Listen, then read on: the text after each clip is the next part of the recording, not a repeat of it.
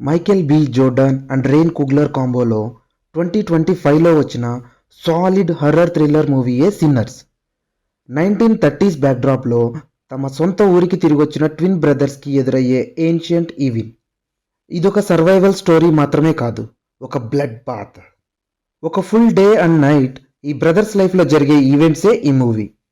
మరి next day sun rise ఎవరు చూస్తారో తెలుసుకోవాలంటే ఈ సిన్నర్స్ మూవీ చూడాల్సిందే.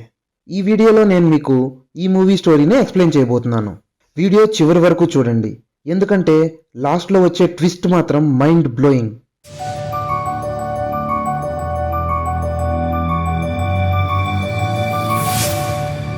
ఇక స్టోరీలోకి వెళ్తే 1932లో twin brothers Elijah Smoke and Elias Stack తమ హోమ్ టౌన్ క్లార్క్స్డేల్ మిసిసిపికి తిరిగి వస్తారు. వాళ్ళు చికాగోలో మాబ్ కోసం పనిచేసి చాలా మనీ ఎర్న్ చేశారు. వాళ్ళు ఒక లోకల్ ల్యాండ్ ఓనర్ హాగ్వుడ్తో డీల్ కుదుర్చుకుంటారు. ఒక పాత సామిల్ని కొనుగోలు చేసి దాన్ని డ్యూక్ జాయింట్ అంటే డాన్స్ ప్లస్ మ్యూజిక్ క్లబ్గా మార్చాలని డిసైడ్ అవుతారు. వాళ్ళు హాగ్వుడ్కి డబ్బు ఇచ్చాక వాళ్ళని క్లాన్ డిస్టర్బ్ చేస్తే వదిలేది లేదని వార్నింగ్ ఇస్తారు. కానీ హాగ్వుడ్ చాలా కేర్లెస్గా మీరు ఓవర్గా రియాక్ట్ అవుతున్నారని డిస్మిస్ చేస్తాడు. వాళ్ళు ఆ రాత్రే డ్యూక్ జాయింట్ ఓపెన్ చేయాలని ప్లాన్ చేస్తారు.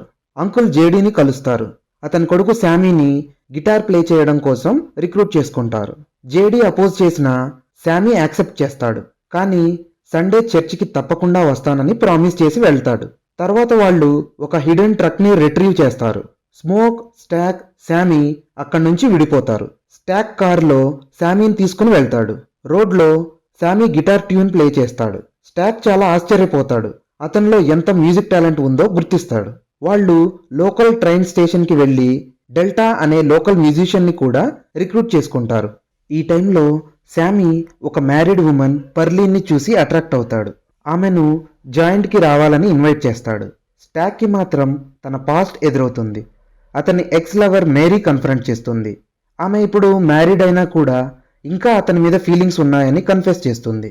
ఆ తర్వాత వాళ్ళు కాటన్ ఫీల్డ్స్లోకి వెళ్ళి కార్న్ బ్రెడ్ని డ్యూక్ జాయింట్కి డోర్మన్గా రిక్రూట్ చేసుకుంటారు. మరోపక్క స్మోక్ ట్రక్తో టౌన్కి వెళ్తాడు. అక్కడ ట్రక్కి కాపలాగా ఒక చిన్న పాపని ఉంచి వెళ్తాడు. తర్వాత local Chinese grocers Grace and బోచోతో డీల్ చేసుకుంటాడు. వాళ్ళు ఫుడ్ సప్లై చేయడానికి అలాగే జాయింట్ కోసం ఒక పెయింటెడ్ సైన్ తయారు చేయడానికి ఒప్పుకుంటారు. ఇంతలో ట్రక్ హార్న్ వినిపించడంతో బయటికి వెళ్ళేప్పటికీ ఎవరో ట్రక్ని లూట్ చేయడానికి ట్రై చేస్తుంటారు. స్మోక్ వాళ్ళని ఫైర్ చేస్తాడు.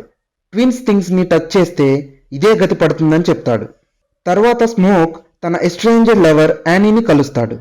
ఇద్దరు చనిపోయిన తమ డాటర్ని గుర్తు చేసుకుని బాధపడతారు. స్మోక్ యానీకి ఆమె ఇచ్చిన మోజో బ్యాగ్ తిరిగి ఇస్తాడు. యానీ దానిపై హుడూ చేసి ప్రొటెక్టివ్ పవర్ పెంచుతుంది. చివరికి స్మోక్ యానీని డ్యూక్ జాయింట్లో బార్లో హెల్ప్ చేయమని అలానే క్యాట్ ఫిష్ ఫ్రై చేయమని ఆమెను కన్విన్స్ చేస్తాడు. యానీ కూడా దానికి ఒప్పుకుంటుంది. ఆ తర్వాత ఇద్దరు ఒక టెండర్ మూమెంట్ షేర్ చేసుకుంటారు. ఇదిలా ఉండగా ఒక చిన్న షాక్లో బర్ట్ అండ్ జాన్ అనే కపుల్ ఉంటారు. సడన్గా ఒక స్ట్రేంజర్ రెమిక్ అక్కడికి వచ్చి అతన్ని చోక్టో ఇండియన్స్ చేజ్ చేస్తున్నారని చెప్పి కాపాడమని బ్రతిమాలతాడు. జాన్ అతన్ని లోపలికి అలో చేసి హైడ్ చేస్తారు. వెంటనే ఒక గ్రూప్ అతన్ని వెతుక్కుంటూ వచ్చినప్పుడు జాన్ అక్కడికి ఎవరూ రాలేదని అబద్ధం చెప్పి సేవ్ చేస్తుంది.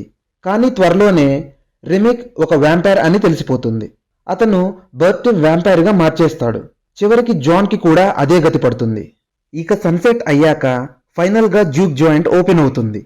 మ్యూజిక్, డ్యాన్స్ మొదలవుతాయి. కానీ ఒక సమస్య మొదలవుతుంది. కొందరు ప్లాంటేషన్ టోకెన్స్తో పే చేయడానికి ట్రై చేస్తారు. కానీ స్మోక్ ఇది మన ప్రాఫిట్స్ని తగ్గిస్తుందని ఆర్గ్యూ చేస్తాడు. ఇంతలో మేరీ కూడా జాయింట్కి వస్తుంది. స్టాక్ ఆమెను బయటకు పంపించమని చెప్తాడు. కానీ ఆమె నా ఫ్యామిలీ అండ్ ఫ్రెండ్స్తో ఇక్కడే ఉంటానని చెప్పి రిఫ్యూజ్ చేస్తుంది. పర్లీన్ కూడా జాయింట్కి రావడం చూసి శామీ చాలా సర్ప్రైజ్ అవుతాడు. అతను ఆమె కోసం స్లిమ్తో కలిసి గిటార్ ప్లే చేస్తాడు. ఆ సాంగ్ ఎంత పవర్ఫుల్గా ఉంటుందంటే అది అక్కడ డ్యూక్లో ఉన్న అందరి సోల్స్ని తాకుతుంది. అందరూ మ్యూజిక్ని చాలా ఎంజాయ్ చేస్తారు. అప్పుడే Remmick, Burt and Joan joint front door దగ్గరికి వస్తారు. వాళ్ళని లోపలికి అలో చేయాలని, క్రౌడ్ కోసం తమ మ్యూజిక్ ప్లే చేయాలని, మనీ కూడా పే చేస్తామని చెప్తారు. కానీ స్మోక్ రెఫ్యూజ్ చేస్తాడు. వాళ్ళని అక్కడి నుండి పంపించేసి కార్న్ బ్రెడ్ని వాళ్ళని అలో చేయొద్దని చెప్తాడు. తర్వాత స్టాక్ తన ఫైనాన్షియల్ ట్రబుల్స్ మేరీతో షేర్ చేసుకుంటాడు. సో హెల్ప్ చేయడానికి మేరీ బయటకు వెళ్ళి రెమిక్తో మాట్లాడుతుంది. వాళ్ళు ఏవో స్ట్రేంజ్ గోల్డ్ కాయిన్స్ చూపిస్తారు. డౌట్గా అనిపించడంతో మేరీ అక్కడి నుండి తిరిగి రావడానికి ట్రై చేస్తుంది. కానీ రెమిక్ ఆమెను కూడా వ్యాంపైర్గా మార్చేస్తాడు. ఆ తర్వాత మేరీ డోర్మెన్ కార్న్బ్రెడ్ను కన్విన్స్ చేసి జాయింట్ లోపలికి వస్తుంది. తర్వాత కార్న్బ్రెడ్ టాయిలెట్కి వెళ్తూ స్లిమ్ని డోర్ డ్యూటీస్ దగ్గర ఉంచుతాడు. మేరీ డ్యాన్స్ చేస్తూ స్టాక్ను సెడ్యూస్ చేసి ఒక రూమ్లోకి తీసుకెళ్లి ఇద్దరూ ఎంజాయ్ చేస్తున్నప్పుడు సడన్గా అతని మెడని బైట్ చేస్తుంది. హెవీ బ్లీడింగ్ అవుతుంది. స్మోక్ అక్కడికి వచ్చి చూసిన వెంటనే మేరీపై గన్స్తో ఫైర్ చేస్తాడు. కానీ ఆమె వెంటనే తిరిగి లేచి పెద్దగా నవ్వుతూ బయటికి పరిగెడుతుంది. స్టాక్కి ఎక్కువ బ్లడ్ పోవడంతో అతన్ని సేవ్ చేయలేరు. అతని బాడీని స్టోరేజ్ రూమ్లో లాక్ చేస్తారు. జాయింట్ నుండి గెస్ట్లందరినీ బయటికి పంపించేస్తారు. బోచో కూడా తన ఫ్యామిలీ కార్ తీసుకురావడానికి బయటికి వెళ్తాడు. ఈ టైంలో కార్న్బ్రెడ్ తిరిగి వచ్చాక నన్ను లోపలికి పంపండి అంటాడు. వాళ్ళు సస్పీషియస్గా అనిపించి అలో చెయ్యరు. అతను తన పేమెంట్ అడగడంతో స్మోక్ అతనికి డోర్ దగ్గర నుండే పేమెంట్ ఇస్తాడు. కానీ కార్న్బ్రెడ్ అతని చేతిని బైట్ చేయడానికి ట్రై చేస్తాడు. వెంటనే స్మోక్ అతన్ని షూట్ చేస్తాడు. తర్వాత స్టోరేజ్ రూమ్లో స్టాక్ వాయిస్ వినిపిస్తుంది. నన్ను బయటకు పంపండి అని అరుస్తూ ఉంటాడు. యానీ వద్దని స్మోక్ని వార్న్ చేస్తుంది. ఇంతలో స్టాక్ డోర్ బ్రేక్ చేసి బయటకు వస్తాడు. యానీ వెంటనే గార్లిక్ వాటర్ అతనిపై వేస్తుంది. అతను కేకలు వేస్తూ బయటకు పరిగెడతాడు. జాయింట్ నుండి బయటికి వెళ్లిన వాళ్ళని ఇప్పటికే రెమిక్ చాలా మందిని వ్యాంపైర్స్గా మార్చేశాడు. బోచో, కార్న్బ్రెడ్, మరెంతో మంది. రెమిక్ ముఖ్యంగా శామీ కోసం వచ్చాడని, అతని మ్యూజిక్లో ఒక సూపర్ న్యాచురల్ పవర్ ఉందని నమ్ముతున్నాడు. శామీని వాళ్ళకి అప్పగించమని చెప్తాడు. కానీ స్మోక్ అందుకు ఒప్పుకోడు. గ్రేస్ చాలా భయపడుతుంది. ఎందుకంటే వ్యాంపైర్గా మారిన తన హస్బెండ్ తమ డాటర్ లీసాని కూడా వ్యాంపైర్గా మార్చేస్తానని చెప్తాడు. స్మోక్ రెమిక్ని కిల్ చేస్తే అన్నీ నార్మల్ అవుతాయని ప్లాన్ చేస్తాడు. అప్పుడు యానీ అది అలా వర్క్ అవ్వదని చెప్తుంది. వాళ్ళంతా ఆల్రెడీ చనిపోయారని, వాళ్లను పూర్తిగా అంతం చేయాలంటే వాళ్లపై సన్లైట్ పడాలి లేదా వుడెన్ స్టాక్తో వాళ్ళ హార్ట్లో స్టాబ్ చేయాలని చెప్తుంది. సో ఇప్పుడు వాళ్ళ గోల్ సన్ రైజ్ అయ్యే వరకు సర్వైవ్ అవ్వడం. కానీ బయట ఉన్న Remmick and other vampires horrifying sounds చేస్తారు. చివరికి గ్రేస్ కోపంతో కంట్రోల్ కోల్పోయి వాళ్లను లోపలికి రమ్మని అరుస్తుంది. వ్యాంపైర్స్ అందరూ లోపలికి వచ్చి అందరినీ అటాక్ చేస్తారు, ఒకరి తర్వాత మరొకరు.